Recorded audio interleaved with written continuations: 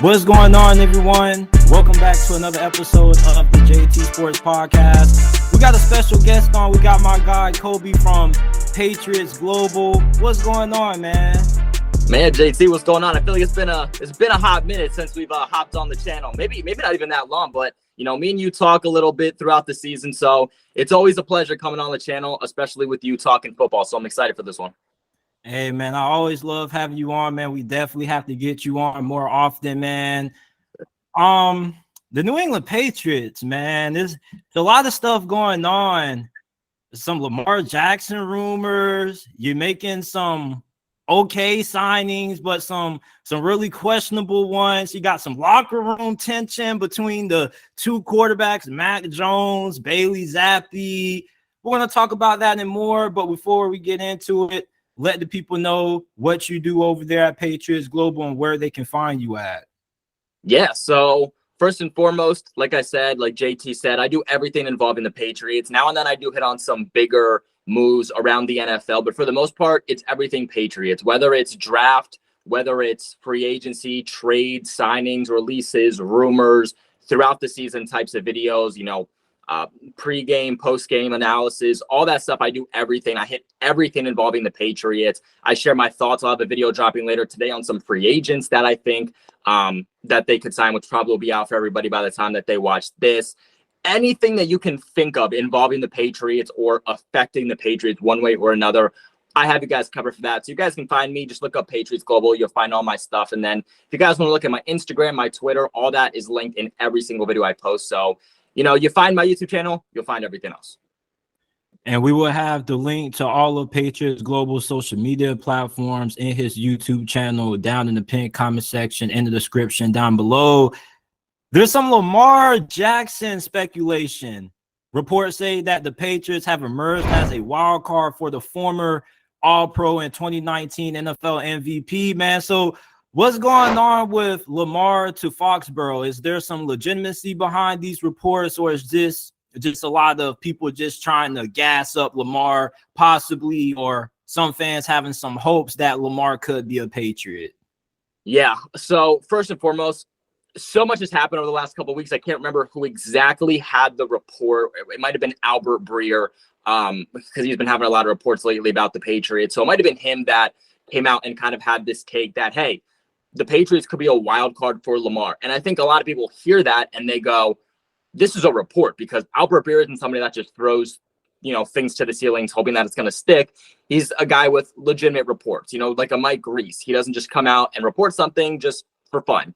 But I think this report that he had was more of like his opinionated kind of take, like, hey, I think that there's a world in which the Patriots could target Lamar Jackson. I think that there's a world in which, hey, this is the team we're not talking about going after Lamar, and maybe we should be, and not so much of a report saying, hey, there's actual interest in the building coming for Lamar Jackson. So I think that's first and foremost something people have a little bit confused, is that I think the media is gassing up this take when it's more of an opinionated take by Albert Breer, whoever it is, rather than an actual report coming out from interest. As for Lamar to the Patriots, I personally, I like Lamar. I think he's a great guy on and off the field.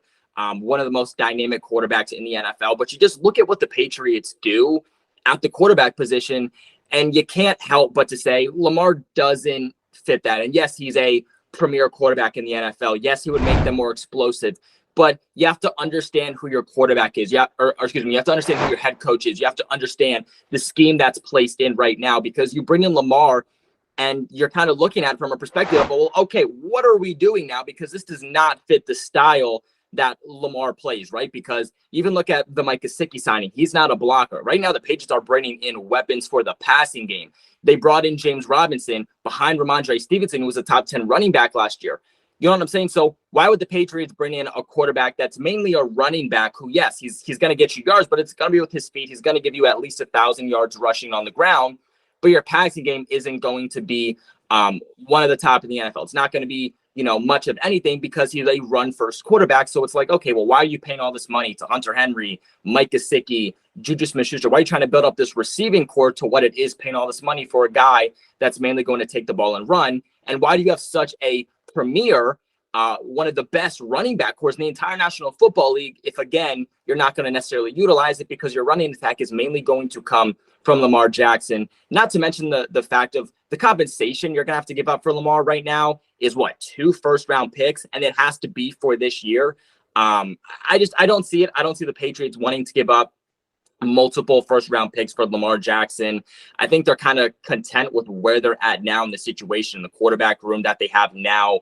They're not going to go out and give up all this compensation for a guy that doesn't even fit the scheme. Not to mention that even if you have interest in Lamar and you give him an offer, it doesn't mean you're necessarily going to get him because the Ravens can still match that offer. So keep this in mind. If you give an offer to Lamar, now the entire league knows you have interest in him, but let's say you don't land him. Now Mac Jones is sitting back here like, okay, I'm with a team that doesn't even want me, clearly is looking for other options. What am I doing here? Especially after what happened in 2022. So now you have a worse quarterback situation because you didn't land Lamar, and you have Mac Jones who really doesn't feel like you want him here or doesn't want to be here, which is going to essentially affect his play at the end of the day. So again, I don't think there's anything to it. I think the media is hyping it up, talking about it just to get clicks. And that's kind of the situation here with Lamar right now. And when Lamar was coming out of the draft out of Louisville, I really wanted him to go to New England because I feel like with Bill Belichick, I don't feel like he's out of touch. I just feel like with older coaches, it takes them a while to know that, hey, I need to make some changes. Because when you've been so successful at something, of course, you're going to be a little bit hesitant to change. And when you bring in somebody like Lamar Jackson, I don't think he's a plug-and-play quarterback, even though he just came out recently and said that he has operated a West Coast offense, which did surprise me. And I did kind of overlook that, you know, the offense that he ran at Louisville was pro style. But it's just that I just feel for New England going after Lamar, it will go against everything that, you know, the New England Patriots organization has been based on. They never really like overpaying for players. You guys never overpay for anybody. Hell, you told Tom Brady, the greatest player in franchise history, you're replaceable. And I remember Chad Ochocinco was telling the story about his time with New England, and basically like everybody's considered replaceable. Everybody gets treated the same, down from Tom Brady to, you know, the backups and the reserves and whatnot. So the fact that these rumors came out or these reports came out kind of caught me a little bit off guard. But while we're on the subject of quarterback, according to Devin McCourty, the players in the locker room were actually split last year on whether Mac Jones or Bailey Zappe should be the starting quarterback. He revealed this in a recent interview. And this locker room drama with Zappe and Mac Jones, how is this going to play in to, you know, OTAs, training camp? Is there going to be a legitimate quarterback battle, or is this Mac Jones' job to lose? I think it's Mac Jones' job to lose. I mean, how can it not be? He had a great year one. And I know football is more of a, what have you done for me recently? But you have to look at it from a broad spectrum. A year from now, we need to decide, are you going to pick up that 5th-year option on Mac Jones or not? And if you're not, he could be potential trade bait maybe next year because you have him still signed for that 4th year and then 5th-year option. So again, the Patriots are at a position where they need to figure this out. But as for like a quarterback carousel, I think it's hyped up. I mean, Bailey Zappe came in. He looked good. He looked good for sure. But he also played our 2 easiest games of the year. This was before the Lions got hot. This was before the Browns had Deshaun Watson, and even then, they were not a good-looking team last year. Like, he played our 2 easiest games of the year. He came in against the Browns after Mac Jones was very quickly benched, which, you know, they said he wasn't ready to play. Mac Jones felt he was. Whatever the situation was, he was benched, and he looked absolutely terrible against the Chicago Bears. So I do like Bailey Zappe. I liked him coming out of the draft, and I think he has potential. I think if it doesn't work out with Mac Jones, then you can pivot to somebody like Bailey Zappe to say, okay, maybe he could be the future. Maybe he has some potential. I like his arm strength, and I like his ability to have pocket awareness and maneuver throughout the pocket, go out wide, and kind of extend plays. I like that ability, which I think is underrated. I think Mac Jones has the ability to scramble more than people realize, but I don't think his pocket awareness and his ability to escape pressure is as good as Bailey Zappe.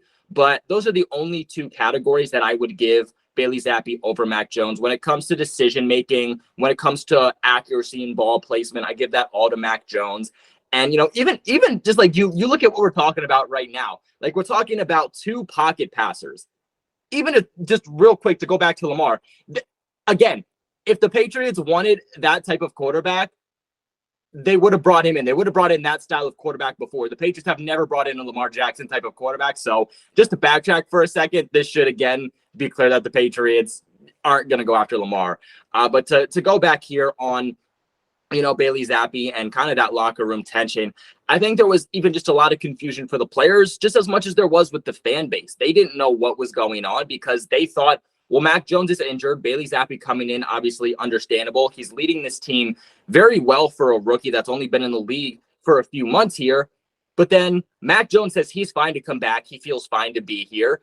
And you're still not playing him. Well, then not even us fans, but the players are like, well, okay, what's the situation here? Because as much as Mac Jones and Bailey Zappe didn't know what was going on, the other players didn't know what was going on. So I think that's kind of where that confusion comes in and that divide came in was, well, okay, where are we pivoting? Because Mac Jones is able to come back, but Bill Belichick is still playing Bailey Zappe. So is Zappe the guy we're rolling with? But as far as the outlook is concerned, I don't think that they're going to, bring in a premier quarterback. I don't think they're going to bring in an Aaron Rodgers.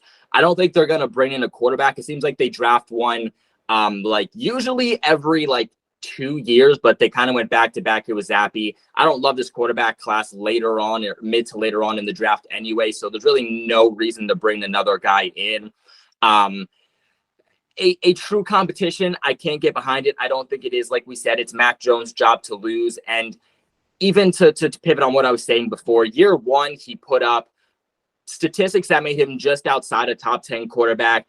He made a Pro Bowl. He made NFL Top 100, voted on by the players. He almost won Offensive Rookie of the Year. It came down to the wire between him and Jamar Chase. Jamar Chase had a spectacular season for a rookie wide receiver, obviously beats him out there. And then you look at this past year, Matt Patricia was his offensive coordinator. The entire offense took a step back. Statistically, in every single category, they were either ranked last or ranked bottom 5 in every single offensive statistical category. You can't just put that on Mac Jones to say, well, clearly he was terrible last year. The entire offense was terrible last year. Let's see what he does with better weapons than he had in 2021 and an actual offensive coordinator before we say Mac Jones isn't that guy. If you're a Patriots fan screaming Bailey Zappe when Mac Jones is on the field, you are ruining your first round pick. You put in such value to Mac Jones, picking him where you did. You think this fan base would want to get the best out of him. Again, Bailey Zappe played the 2 easiest games of the year. Let's see what Mac Jones has in an actual year 3 before we start thinking about other options.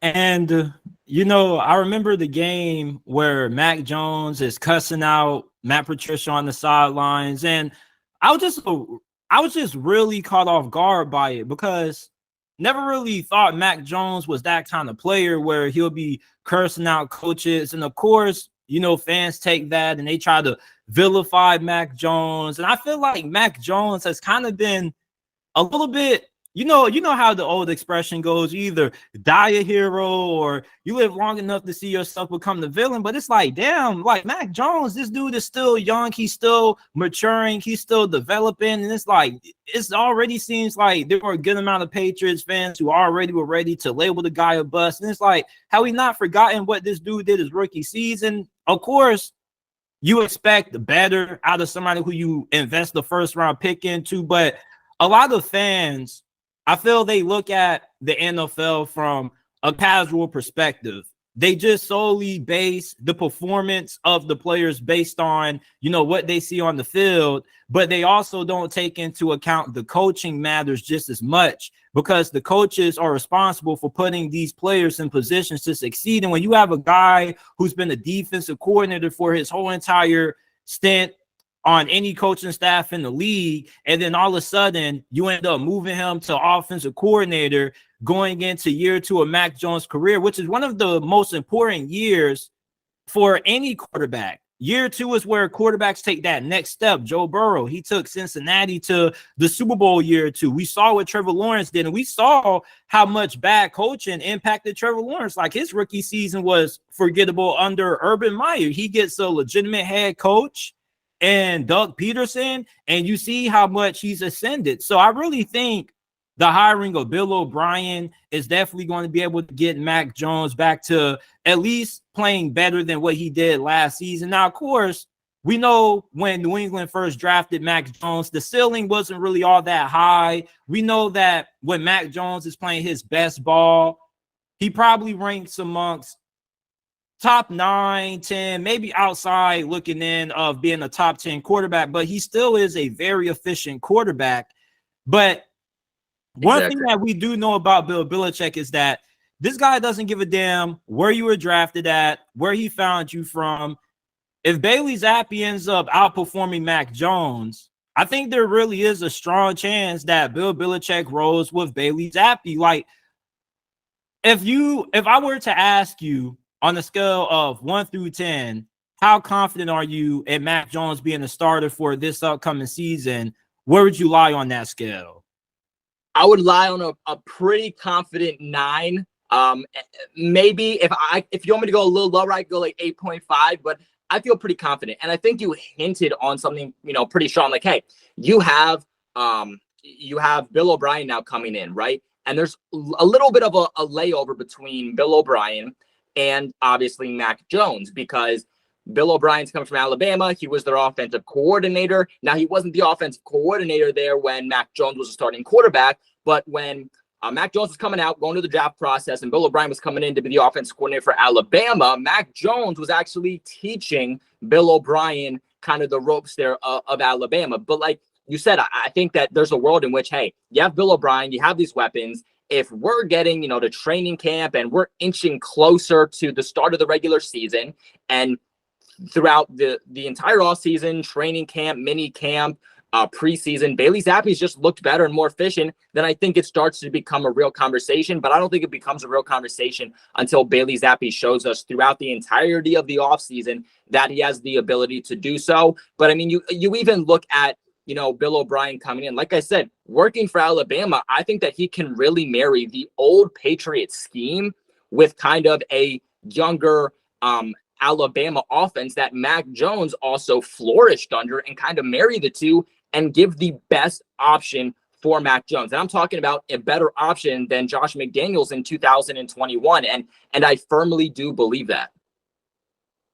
If you guys haven't already, make sure that you guys subscribe to my guy, Patriots Global. You can find him on YouTube at Patriots Global. Make sure that you also check out the JT Sports Podcast. Every single video and full episode of the podcast is available on all podcasting platforms: Apple, Google, Spotify, Amazon, wherever you get your podcast from. You can find the JT Sports Podcast. What are some of your favorite free agent signings that you guys have made so far? And which one of them do you think is going to have the biggest impact for New England this upcoming season?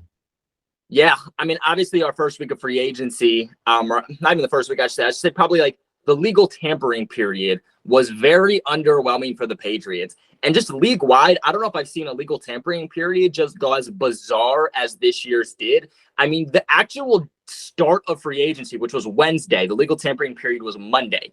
The first day of actual free agency, it was basically died down at that point because the legal tampering period was so crazy with everybody making signings that you get to the first official day and pretty much all those guys are gone. And, obviously as Patriots fans, we're all sitting back and we're like, Belichick, what are you doing? You're on a prove it year. If you don't play well this year, could he potentially be somebody who's on the hot seat? We haven't won a playoff game since we won the Super Bowl in Super Bowl 53. We've been to the playoffs once and got obliterated by our in-division rivals, the Bills, since Tom Brady has left. So there's clearly issues there.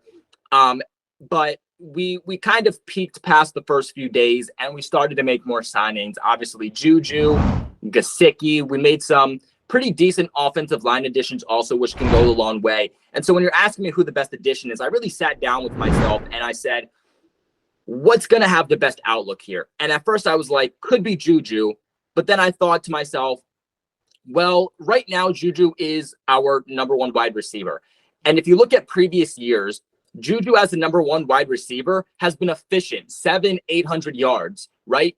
Maybe a little less in some years, but nowhere near effective as when he's asked to be a number two guy, right? You look at this past year with Kansas City, peaks up almost 1,000 yards. Why? Because he wasn't the number one guy. He had Travis Kelce ahead of him. In 2018, I think it was, 2019, he put up 1,400 yards. Why? He had Antonio Brown ahead of him. When Juju's asked to take that main coverage and be the main focal point to your offense, he's still effective, but he isn't going to be put up those number one wide receiver abilities. So if the Patriots get a Jerry Jeudy or a DeAndre Hopkins, then I will say, okay, I think that switches to a Juju Smith-Schuster. But for right now, him being pinned in as that number one guy, I have to roll here with a Mike Gesicki. What Mike Gesicki is going to bring to the Patriots is just something I don't think we've had. And you look at this Juju Smith and Hunter Henry signings from a couple of years ago, this has the ability to be everything we thought that was going to be. And looking out at that time, I don't know what Bill Belichick was thinking. Juju Smith has always been more of a blocker than he was a receiving ability. He has a low floor but high potential, and the Patriots just couldn't get that out of him. And that's why when you're trying to run these two tight end sets, you're trying to run 12 personnel between Juju and Hunter Henry, it really wasn't marrying the type of way and having the overall effect that I think that the Pass Nation was hoping for, because you overpaid for Juju. You overthought what Juju was going to be for you. And so you really just had Hunter Henry on your field, who deals with injuries also. He wasn't even on there 24/7. I think with somebody like Mike Gesicki, who, by the way, if you guys don't know, Bill O'Brien actually recruited to Penn State. So even more so, there is some lap over between, again, bringing in Bill O'Brien and the additions you have. Not just now with Mac Jones, but Mike Gesicki, because although he hasn't been able to really work one-on-one with Mike Gesicki, he recruited him to Penn State. So he's very familiar with him. He's followed his career since he even joined the league. So he's familiar with how to utilize him, how he plays, because he's the guy that, again, brought him into college. But 6'6", 247 pounds. He's going to bring that height. He's going to bring that build. And he's going to bring the mismatch that I think the Patriots can really utilize, and we're hoping that they could use with Juju. What I really like about Mike Gesicki, too, is that he's not a blocker, right? He's a top 10 tight end, but from a receiving ability. And that's the only thing I don't like about Gesicki, is that he literally cannot block at all. Like, if you look at PFF, he's one of the only tight ends that will not have a blocking grade. He has a receiving and a rushing grade. Like, that's how bad this guy is at blocking. But at 6'6", he's a mismatch nightmare. He can play all over the field. He can play out wide. He can play in slot. He can be just your inline tight end. And so when we're talking about utilizing 12 personnel and two tight end sets, you can have Hunter Henry lined up inline at tight end, and then you can have Mike Gesicki out wide or have him lined up in the slot, and you can actually get production out of these two guys. Again, Gesicki 6'6", Hunter Henry 6'5".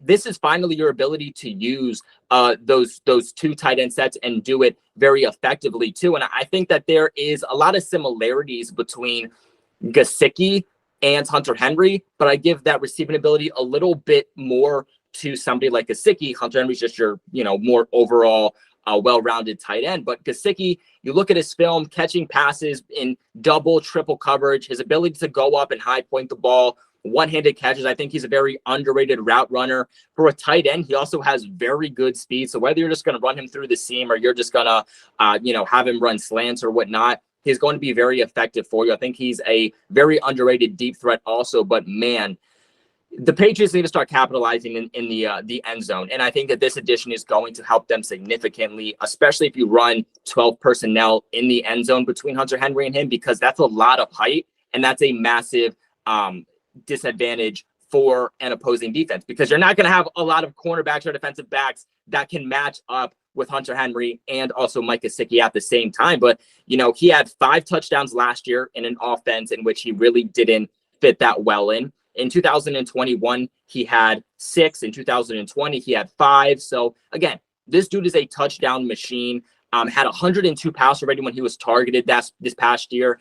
And Mac Jones needs a guy that he can rely on.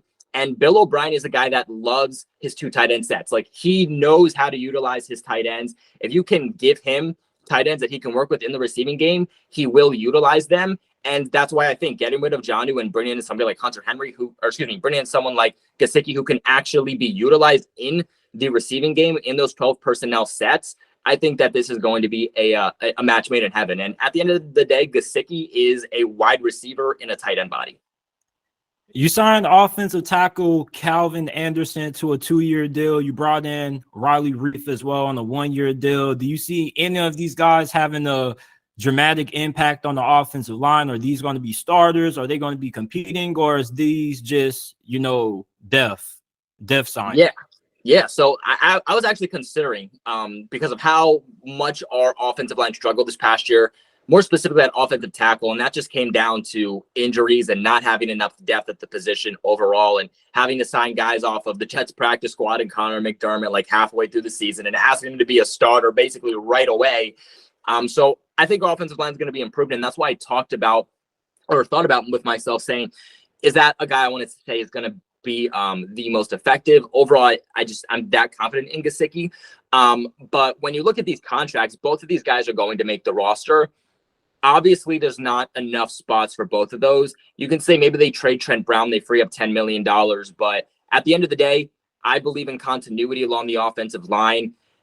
Obviously, talent is very important, but when it comes to handing off blocks and assignments and whatnot, it's very important to have continuity with the guys next to you. And we've seen, even as Patriots fans, what it's like when you just try to maneuver those pieces, no matter how talented a guy is or not. If there's not familiarity and not continuity along the O-line, there's going to present issues, again, no matter how talented you are or not. So I think Riley Reiff is likely going to be your starting right tackle this upcoming season, at least to start the season. Let's see what the Patriots do in the draft. If they draft like a Broderick Jones, I think maybe he starts later on in the season. You're starting with the Riley Reiff, but Riley Reiff has experience at left tackle and right tackle.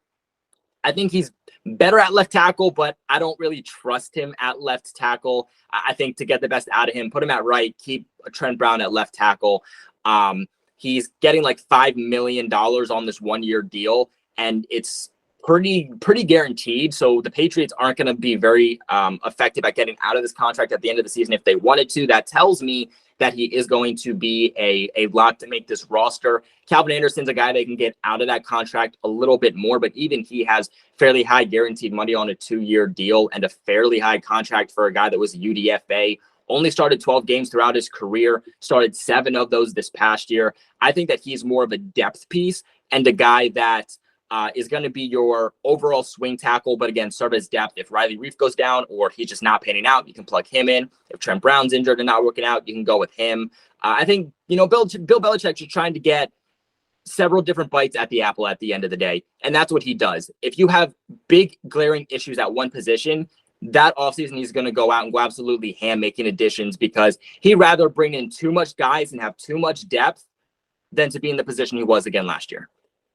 How do you feel about James Robinson? Do you think he can also have a pretty big impact? The Patriots have normally been a squad that likes to rotate 2-3 backs in. You already have Pierre Strong, who I really love a lot. He's not, I won't say he won't be your traditional back.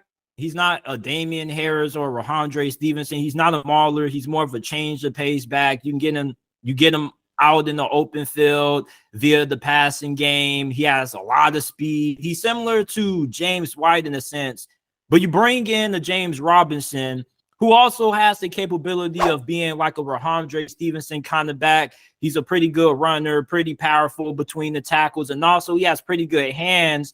Do you think Ramondre Stevenson, though, is just going to be so good that it's going to be hard for James Robinson to really have a strong impact? Or do you think that they still are going to do a pretty good job at rotating carries between the two? Yeah, so look, Ramondre is RB1. I don't care who they bring in unless it's like a Derrick Henry, which isn't going to happen for the record. Ramondre Stevenson's going to be your number 1 guy. But you look at the issues they had last year. Damian Harris was constantly injured. They weren't really comfortable enough giving a starting role or even that much of a rotational role to the rookies in Kevin Harris or Pierre Strong. So really it was Ramondre running the ball 100% of the time by himself a game. And it started off great and he was great the entire season. But the last few weeks, you could tell he was gassed. He had issues with fumbling the last couple of weeks. That's actually why we lost the game against the Bengals, which should have been an easy game for the Patriots to just punch the ball in and win it within the last few minutes in the fourth there. But he fumbles and it doesn't happen. Why? Because he's gassed. And the Patriots are a team that don't believe in going with one specific running back like a lot of these teams do. They believe in a rotation at running backs. And that's why last year they liked a rotation of Damien Harris and Ramondre, but Damien his entire career has had issues with staying healthy. So there were times where Damien was the Patriots starting back because Ramondre was injured, but most of the time it was Ramondre getting the snaps because Damien Harris was not able to play due to injury.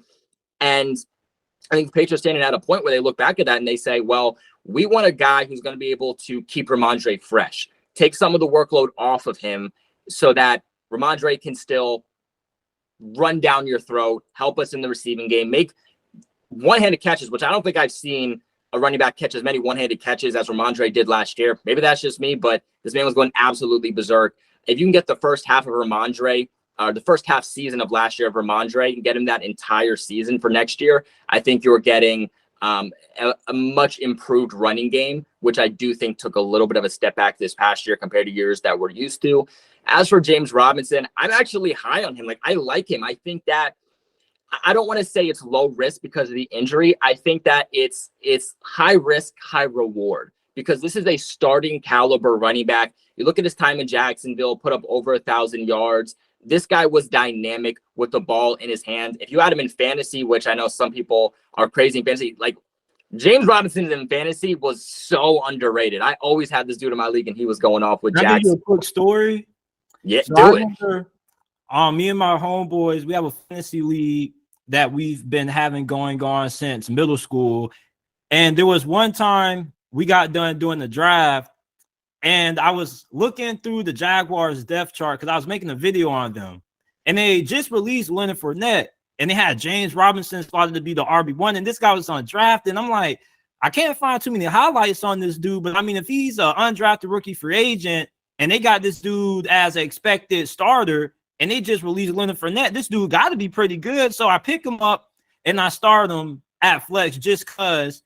And the dude ends up going crazy. So I'm a little biased towards James Robinson. I really like his game. He reminds me a lot of Michael Turner, but a little bit better as a pass catcher. But I know some people are probably going to be like, damn, are you guys just going to talk about the offensive acquisitions? Like, can we get some defense? And it's like, when you look at the defense, it's like you guys didn't really sign nobody in free agency. You just brought back guys. So let's talk about Raekwon McMillan. You re-signed him on a 1-year deal up to $2.2 million. You also bring back Mack Wilson. So what are you expecting from those two guys? And for somebody who hasn't watched a lot of Patriots football, what would you tell them what to look for when they're watching Raekwon McMillan and Mack Wilson on the field? Who's the better of the two? Are they both really good players? Are they okay? Could they be replaceable? Yeah, very replaceable is what I'll say. Like, it's not hard to get an upgrade from either of those guys, but I think you're asking yourself, well, how much are those guys actually going to play? Because the Patriots aren't really at a point where they value an elite linebacker. They rather have an elite secondary and elite defensive line rather than elite linebackers at this point of Bill Belichick's career. Because your two starting linebackers are Jawan Bentley and Jelani Tabai, who did pretty good this past year. You know, other than that, Raekwon McMillan, he was decent. He had a better season down the stretch. Didn't start off great. His statistics weren't anything crazy. He's a rotational guy. He'll give you some depth. As for Mack Wilson honestly is just a special teamer. He only played 20% of the Patriots defensive snaps last year. Didn't play a single one their last 5 games of the season. So he's a guy that I think had potential. He was involved in the Chase Winovich trade this time last year with the Cleveland Browns. Had high hopes for him. He put up decent statistics, but he was a pretty big letdown. He kind of gets lost there in the run game. I expected more out of him in coverage, didn't do anything, but he's a good special teamer. So this is more of a special team signing for Mack Wilson, who I'm sure will get some rotational defensive snaps, but he's not going to be much of anything defensively for you. You look at the secondary, you bring back Jabril Peppers, who I was really high on him when you guys brought him in. Like, as soon as you guys signed him, I was like, perfect fit. This is going to work. And everybody's like, oh, JT, he's a little bit of a disappointment. I was like, you guys must not understand the kind of players that Bill Belichick looks for on defense. He looks for versatility. Like, he looks for players who can play multiple positions. Jabril Peppers, you can put him in at linebacker and nickel packages. He could be like a dime linebacker. You also can line him up in the slot, blitz him off the edge. He's a pretty good tackler. He can also play safety as well. You bring him back. And with Devin McCourty recently retiring, do you think that Jabril Peppers is going to have an even bigger role in this Patriots defense this season? I hope that he has a bigger role in general. Is he going to take over for Devin McCourty? No, I just don't see it. I think that he's a very athletic linebacker, so you want to utilize him there. We were talking about the linebackers, and I think, a lot of people are going to just say, is that not an area of concern for you? And it's because Bill Belichick utilizes his safeties as hybrid linebackers. He plays them close to the line of scrimmage, and that's why he doesn't really have these linebackers that he cares whether they have the ability to cover or not, because he asks his safeties to come and cover those guys. So Jabril Peppers is one of those guys who plays a lot of hybrid linebacker close to the line of scrimmage. You'll see him blitz now and then, play a little bit of the box. Like when Kyle Duggar was injured, he kind of subbed in for him a little bit. As for safety, who's going to probably take over there for free safety? I think there's going to be a multitude of different guys Bill Belichick's going to try out this offseason. John Jones is a potential guy. They do that. Obviously, you have Marcus Jones at slot. So where are you going to play John Jones? He's 5'10". You don't really want him on the perimeter. But they also just brought back Jalen Mills, who they released for like 4 days, who actually tweeted out to Pats Nation when Devin McCourty retired saying, you guys know I play safety, right? And his best time in his career, like statistically, his best season was in 2020 with the Eagles when he played safety. So I think he's a real candidate to take over there to play safety also. But for Jabril Peppers, I don't really think that he should be our free safety. Too athletic. Now you bring back Jonathan Jones, 2 years, $20 million, $13 million guaranteed. I really liked him last season. And you guys have strong admiration for guys whose last name is Jones, because one of my favorite rookies to watch was my guy, Jack Jones. And I made a video about Jack Jones. As soon as you guys drafted him, I said, listen, this dude's going to be one of the best rookie corners. Came off right off the bat. I think he had a pick six on Aaron Rodgers. Yep. And the dude was a stud. And I was just so happy watching this guy play. And I was like, y'all keep talking about Tyreek Woolen and Sauce Gardner. We get it. But can we give some love to Jack Jones? Like, let's just spend a little bit of time on this.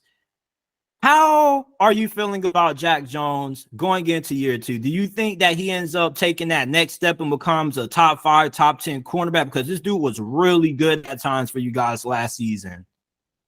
Yeah. I think they have some high hopes for Jack Jones. I'm not expecting him to finish the year being CB1. I think at this point, solidify yourself as a starting cornerback too. I think that's his goal for this year. J.C. Jackson didn't take over as CB1 for the Patriots until Stephon Gilmore was traded, and that was a few years into him playing. So I think that that's something that has to kind of get some recognition for. But there was a little bit of an issue here with Jack Jones. He did suffer an injury, I believe, against the Cardinals that essentially kept him out the rest of the season. We didn't get to see a whole lot of Jack Jones. He gets placed on injured reserve. We thought he was going to come back. Then he didn't. Then at the end of the season, we hear that he's suspended, and we're like, what's going on here? So I guess apparently there were some issues with him attending his rehabs or whatnot. He said it's nothing, but Belichick said it was something.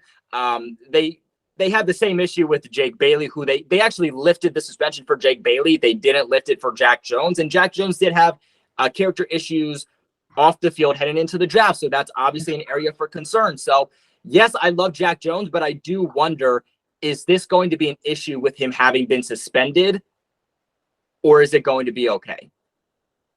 So that's a little concern for me. Yeah, man. These character concerns, man, it's always the most talented players who can never really seem to get right, man. Like Jack Jones coming out of Arizona State, definitely off the field concerns were a huge red flag with him. But I felt like with him going to a franchise night like New England, though, he would somewhat be able to get right, though. And then he had a pretty good outing against Green Bay. And I kind of thought like he was the next great late Bill Belichick draft still, because you know how Bill Belichick is. He can't draft wide receivers or any skill position in round 1 to save his life.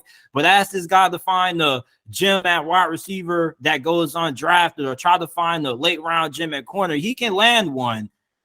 So if Jack Jones can get right, how good do you think he can become for New England this season?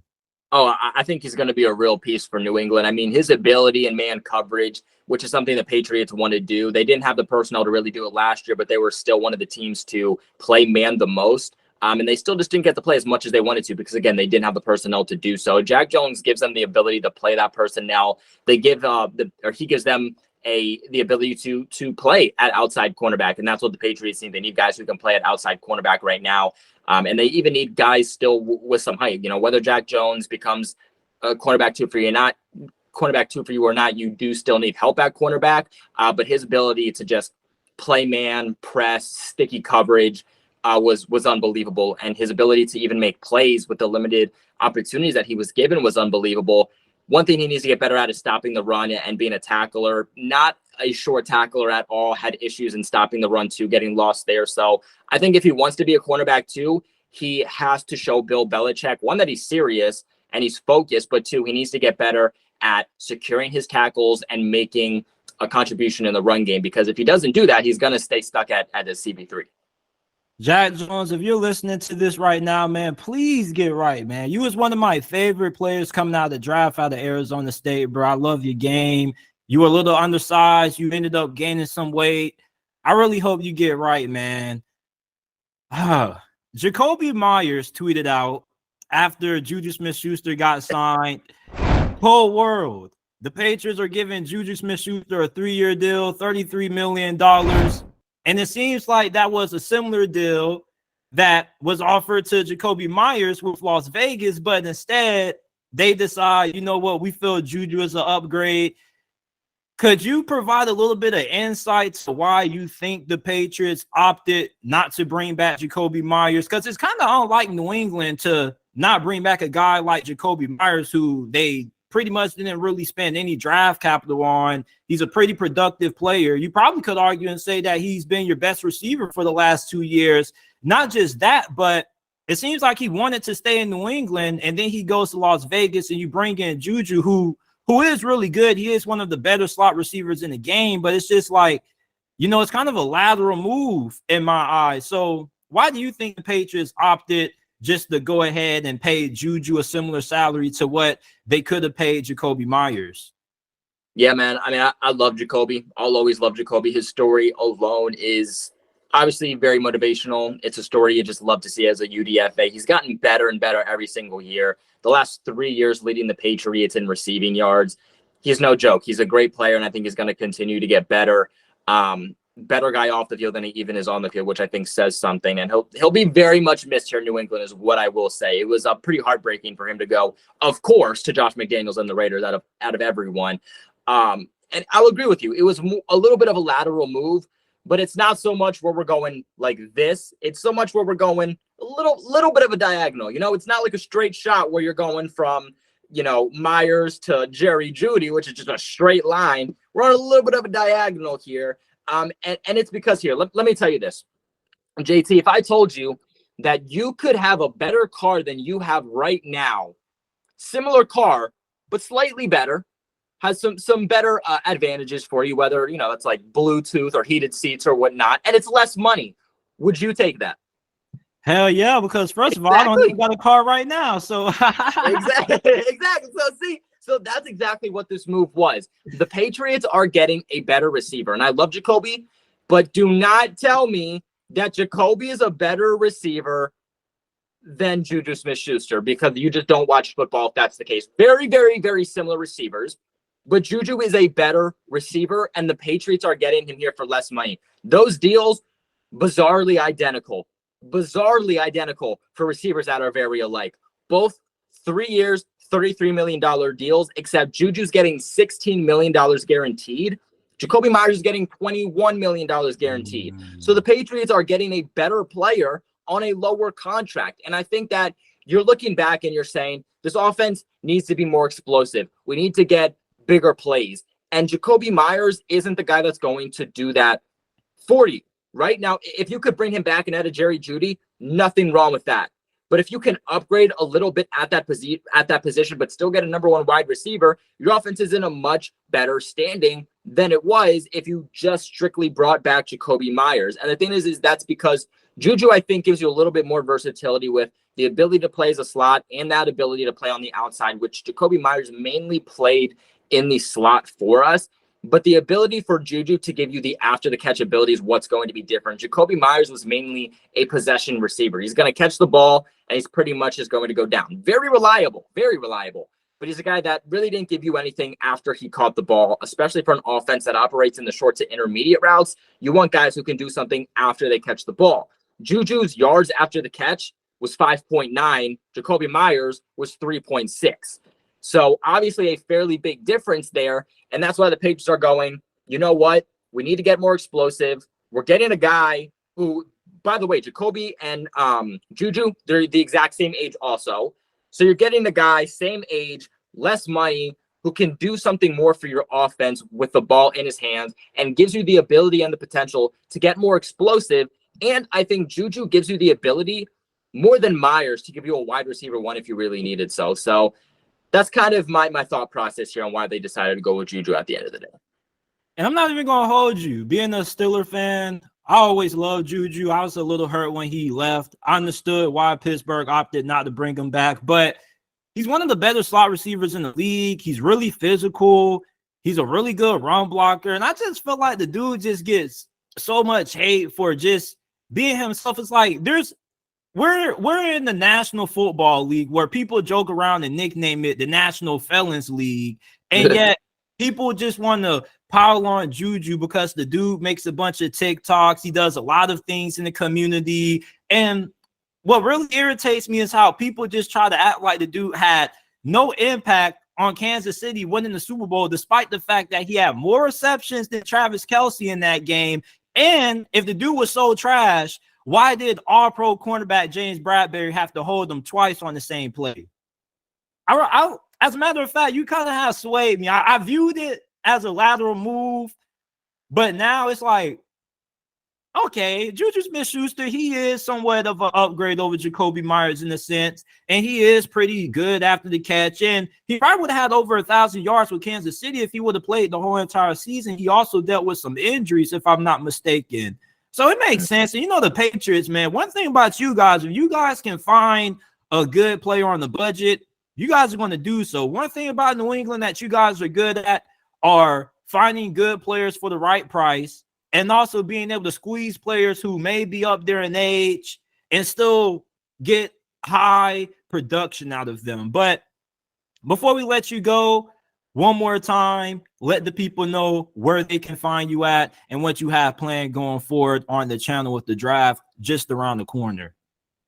Yeah, we got a lot of content coming around. You guys can find me on YouTube. Just look up Patriots Global. Everything will pop up there. Like I said, all my other links in the description below and all my videos, my Instagram, my Twitter, my Patreon for some more exclusive content. But we got a lot of great stuff coming up. We even have some more free agency stuff continuing. I just posted a video about Jerry Jeudy. The Patriots actually just made an official offer for him. Broncos are kind of pondering on if they're like, do we want it? Do we not want it? We could probably do better.